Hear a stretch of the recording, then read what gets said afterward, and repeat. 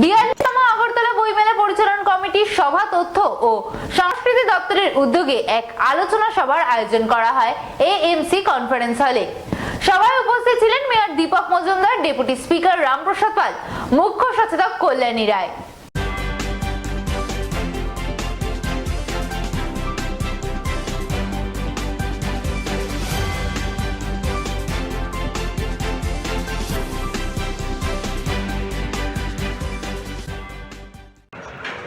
এবং বিশিষ্ট আইনজীবী, আমাদের রাজ্য সরকারের বিভিন্ন চেয়ারম্যানগণ, বিভিন্ন গুণীজনেরা শহরে রাজ্যে এবং বিভিন্ন রাজ্য সরকারের বিভিন্ন দপ্তরের আধিকারিকরা উপস্থিত ছিলেন।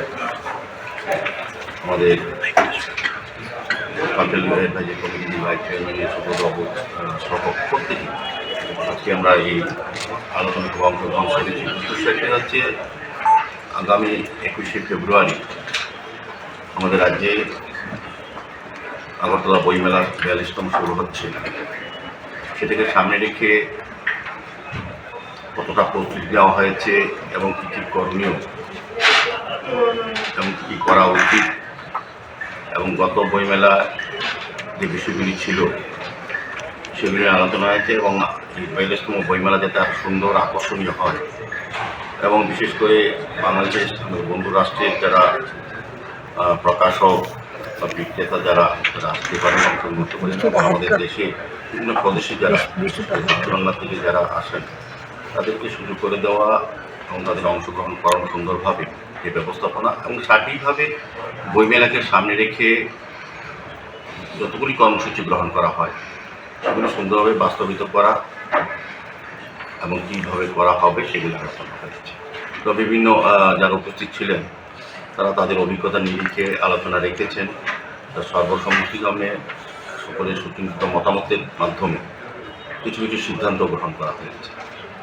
তো আপনারা অবহিত আছেন, গত 30শে ডিসেম্বর মাননীয় মুখ্যমন্ত্রী প্রফেসর ডক্টর মানিক সাহার পৌরোহিত্যে আমাদের একটা অর্গানাইজিং কমিটি গঠন করা হয়েছে এবং পরবর্তী সময় আগরতলা পৌর নিগমের মেয়রকে চেয়ারম্যান করে স্টিয়ারিং কমিটি করা হয়েছে এবং 8টি সাব কমিটি করা হয়েছে মেলাকে সুন্দরভাবে পরিচালনা করার জন্য। সার্বিকভাবে সমস্ত বিষয় আজকে তুলে ধরা হয়েছে এবং আলোচনা করা হয়েছে।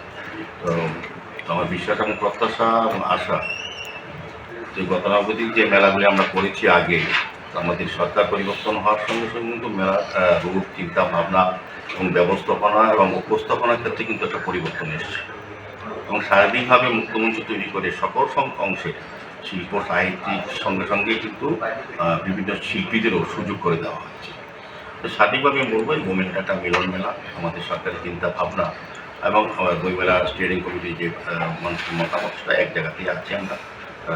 আমি তার সফলতা কামনা করি এবং যারা আজকে